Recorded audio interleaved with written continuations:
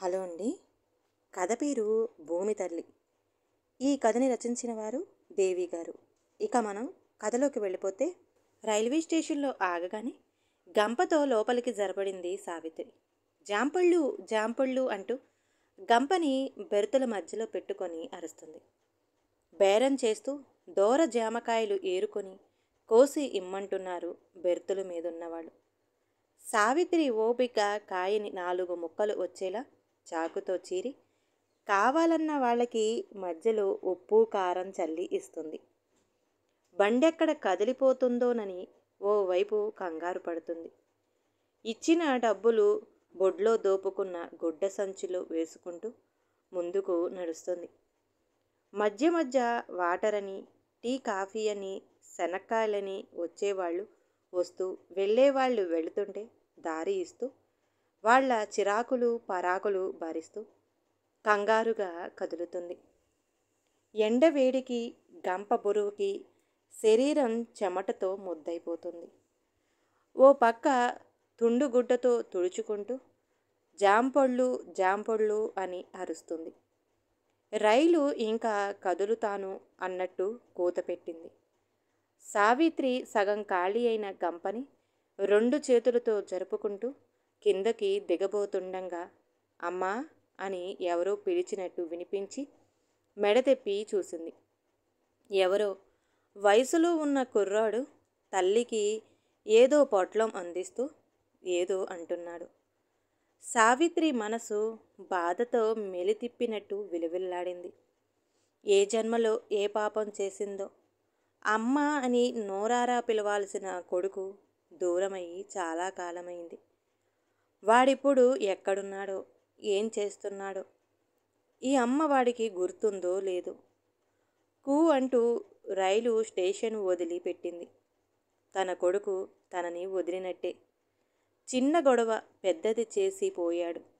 వ్యవసాయం చెయ్యను, వ్యాపారం చేస్తానని, డబ్బులు కావాలని గొడవ పెట్టాడు. వాడికి డబ్బులు ఇవ్వటానికి తమ దగ్గర డబ్బులు ఎక్కడివి? ఏ ఏటికా ఏడు పంటల్లో నష్టాలే తప్ప లాభాలు ఎక్కడున్నాయని. ఆ మాటంటే వాడు ఏమన్నాడు? దండగ మారి పొలం ఉన్నా ఒకటే పోయినా ఒకటే అన్నాడు. తండ్రి కొడుకుల మధ్య తను నలిగిపోయింది. భర్తని బయటికి పంపి కొడుక్కి నచ్చజెప్పబోయింది. పోరంబోకు పొలం ఎందుకు అంటూ వాదించాడు. తప్పురా మహేష్, భూదేవిని అట్టా అవమానించకూడదు. ఇప్పుడు పండలేదని అమ్ముకోవడం ఏంటిరా? పాలిచ్చిన ఆవు ఒట్టిపోయిందని కసాయోడికి అమ్ముకోవడం ఎంత పాపము. పంట ఇవ్వడం లేదని భూమిని అమ్ముకోవడం అంతే పాపం నాయనా. నా మాటిను. నువ్వు 10 చదివావు కదా. ఎగసాయం ఇష్టం లేకపోతే ఉద్యోగం చూసుకో. నేను మీ నాన్న ఎట్టాగో కష్టపడతాం అంటూ బతిమిలాడింది. పీజీ చేసిన వాళ్ళకే ఉద్యోగాలు దొరకట్లేదు. 10కి పిలిచి ఉద్యోగం ఇస్తారు మరి. నా ఫ్రెండ్తో కలిసి వ్యాపారం చెయ్యాలనుకుంటున్నాను తేల్చి చెప్పాడు. మూతి మీద మీసం రాలేదు కానీ వ్యాపారం చేస్తాడట నీ కొడుకు. ఇంటి పట్టు నుండి మనకున్న పొలం పనులకి రమ్మను, లేదంటే ఇంట్లో నుంచి పొమ్మను. ఎప్పుడు వచ్చాడో వాళ్ళ నాన్న ఆ మాట అన్నాడు. పోతాను అంటూ కొడుకు పౌరుషంగా తలెగరేశాడు. కోపంతో అట్లా అన్నాడనుకుంది కానీ రాత్రికి రాత్రి ఎరువుల కోసం అప్పు తెచ్చిన 3000 పట్టుకొని పోతాడని కల్లో కూడా అనుకోలేదు. ఆ డబ్బులు ఖర్చయినాక కొడుకు రాకపోతాడా అని గుమ్మం వంక చూసుకుంటూ గడిపింది. ఏళ్ళు గడిచిపోయాయి. వాళ్ళ నాన్న తను చాలా వెతికారు, జాడలేదు. వాడిలాగే భూమి తల్లి అలిగింది. ఏ ఏటికా ఏడు పంటల్లో నష్టాలు, అప్పు మీద అప్పు.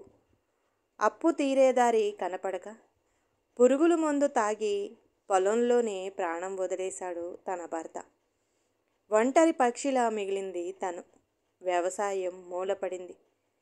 అప్పుడన్నా కొడుకు వస్తాడని వెర్రిగా ఎదురు చూసింది.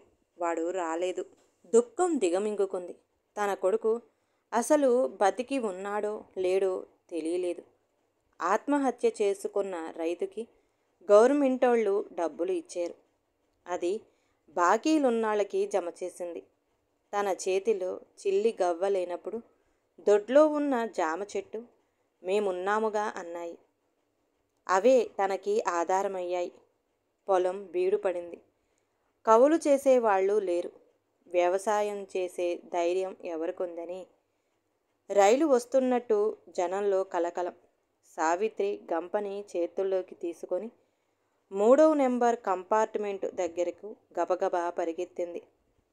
కాళ్ళల్లో సత్తు అయిపోతున్నా, కడుపులో ఆకలి మంట ఊరుకోదు. వయసు జారిపోతున్నా కనిపెట్టుకుని ఉండాల్సిన కొడుకు జాడ కానరాదు. సావిత్రమ్మ జనంతో పాటు తోసుకుంటూ పెట్టెలోకి జొరబడింది.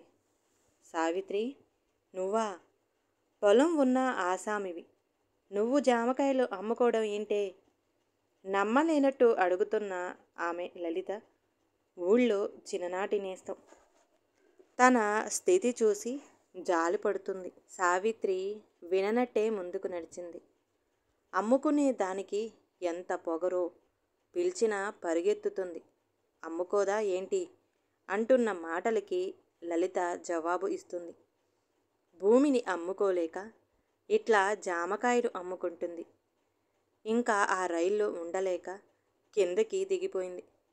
కొన్ని కాయలు ఉండగా వాటిని ప్లాట్ఫారం మీద అమ్ముకుంటున్న సుబ్బులకి ఇచ్చేసింది అమ్ముకోమని. రైలు కదులుతోంది. వేగం అందుకోబోతుండగా ఏం జరిగిందో ఒక్కసారిగా ఆహాకారాలు వినపడ్డాయి. ఎవరో రైలు కిందకి జారిపోయారు అంటూ గోల. ఒక్క కుదుపుతో రైలాగింది. ఎవరో గొలుసు లాగటంతో బండిలోంచి జనం కిందకి దిగుతున్నారు. ఎందుకో సావిత్రి గుండె ఆగినట్టయింది. జనాన్ని తోసుకుంటూ ముందుకు వెళ్ళి మసకబారిన కళ్ళతో రక్తం ముద్దలా ఉన్న మనిషిని చూసింది. ఒక్కసారిగా తూలి పడబోయింది. అమ్మ అంటూ అరుస్తున్న కొడుకు. తన కొడుకు ఎక్కడో ఉంటాడులే అని క్షణం క్రితం అనుకున్న కొడుకు ఇలా రైలు కిందకి ఎట్లా జారిపోయాడు? మహేష్! భూమి కంపించినట్టే అరిచింది సావిత్రి. అయ్యో, అతను మీ అబ్బాయా? రైలు కింద పడ్డాడేంటి? కావాలని పడ్డాడా? ఆమెకే తెలియని ప్రశ్నలు అడుగుతూ ఉన్నారు. వేరైపోయిన 2 కాళ్ల కోసం కింద వెతుకుతుంటే సావిత్రి గుండె మొద్దుబారిపోయింది. వేరైన కాళ్ళు ఆనవాళ్లు లేకుండా నుజ్జు నుజ్జు అయిపోయాయి. పేషెంట్ని రైల్వే హాస్పిటల్కి తరలించారు. గుండె పగిలేలా ఏడుస్తుంది సావిత్రి. తన సంచిలో ఉన్న చిల్లరంతా గుమ్మరించింది. కొన్ని పదులు చిల్లర నాణాలు కింద పడ్డాయి. రైల్వే హాస్పిటల్ వాళ్ళు తమ బాధ్యతగా వైద్యం చేశారు. స్పృహలో లేని కొడుకును చూస్తూ తట్టుకోలేకపోతుంది సావిత్రి. వాడికి చిన్న దెబ్బ తాకితేనే తల్లడిల్లిపోయేది. ఇప్పుడు ఇంత బాధని ఆడెలా భరిస్తున్నాడో? కడుపులో పేగు పచ్చి పుండైనట్టు నొప్పితో మెలితిరిగిపోతుంది. మీ అబ్బాయికి ఆపరేషన్ చేయాలి, లేదంటే బాడీకి ఇన్ఫెక్షన్లు వస్తాయి అన్నారు డాక్టర్లు. తొడలు వరకు తీసేశారు. 4 రోజులు హాస్పిటల్లో కంటికి మంటికి ఏడుస్తూ గడిపింది. ఇంటికొచ్చాక నొప్పి తట్టుకోలేక గిలగిల్లాడాడు. మళ్ళీ హాస్పిటల్కి పరిగెత్తింది. ఇంకా పైకి ఇన్ఫెక్షన్ వచ్చింది అన్నారు. పెద్ద హాస్పిటల్లో చూపించమని అక్కడున్న డాక్టర్లు చెప్పడంతో పరిగెత్తింది. ఆపరేషన్కి 1,00,000 రూపాయలు కట్టమన్నారు. పరిగెత్తింది సావిత్రి. తన పాసుబుక్కులో ఉన్న 30,000 డ్రా చేసింది. తెలిసినోళ్ళని బంధువుల్ని అప్పడిగింది. జామకాయలు అమ్మే తనకి అప్పివ్వరని సావిత్రికి తెలుసు. అయినా కొడుకు ప్రాణాల కోసం కొంగు చాచి యాచించింది. తిరిగి తిరిగి అలసిపోయింది. కొడుకు మరణానికి దగ్గరైపోతున్నాడని భయమేస్తుంది. భర్తని పోగొట్టుకున్నట్టు బిడ్డని పోగొట్టుకోలేక ఆమె ఒక నిర్ణయానికి వచ్చింది. వాళ్ళడిగిన 1,00,000 వాళ్ళ చేతుల్లో పోసింది. ఆపరేషన్ జరిగింది. భూమి తల్లిని కాళ్లతో తన్ని పరిగెత్తిన కొడుకు కాళ్ళు పోగొట్టుకున్నాడు. కొడుకుని ఇంటికి తెచ్చుకుంది. కంటికి రెప్పలా కాపాడుకుంది. అన్నీ మంచంలోనే అయినా ధైర్యం చెప్పుకుంటూ రోజులు గడుపుతున్న సావిత్రి నిద్రలేని రాత్రుళ్ళు గడుపుతుంది. కోలుకుంటున్న మహేష్ కాళ్ళు లేని బతుకుని ఎట్టా గడపాలా అని దిగులు పడుతున్నాడు. పూటకొకళ్ళు వచ్చి అతని గాయం తాలూకా పుండును కిలుకుతుంటే తట్టుకోలేకపోతున్నాడు. అమ్మా, నన్నెందుకు బతికించావు? అమ్మ ఒళ్ళో తలపెట్టుకుని ఏడ్చాడు. సావిత్రి నవ్వింది. బిడ్డ ఒకేపు రొమ్ము కుడుస్తూ మరోవైపు కాలితో తన్నిన అమ్మ కోపం తెచ్చుకోదు.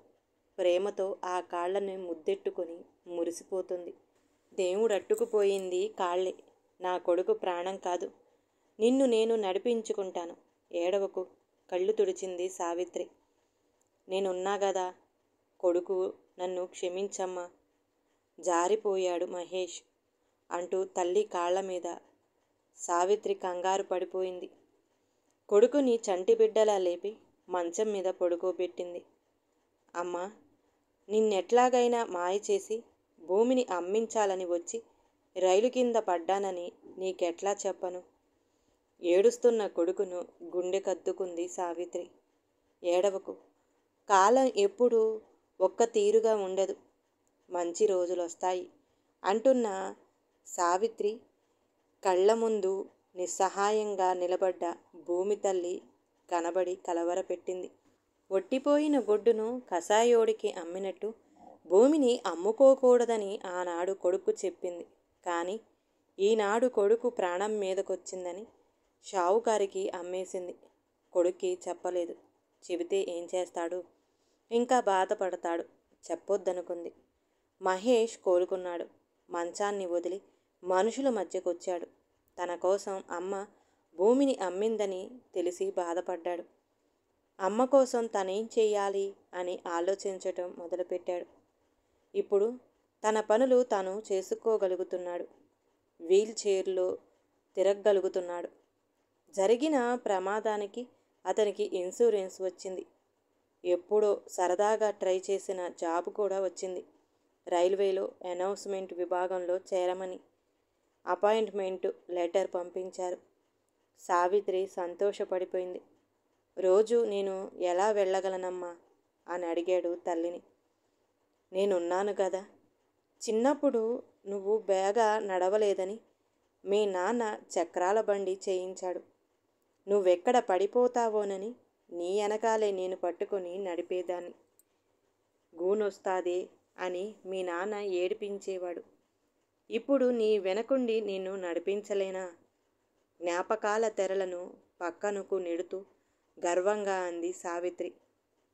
అమ్మా, నాకు వ్యవసాయం చెయ్యాలనుందే అంటున్న కొడుకును వెర్రిదానిలా చూసింది సావిత్రి. ఈ మాట అప్పుడు అనుంటే తన నెత్తి మీద గొడుగుండేది. వాడి బతుకు బాగుండేది.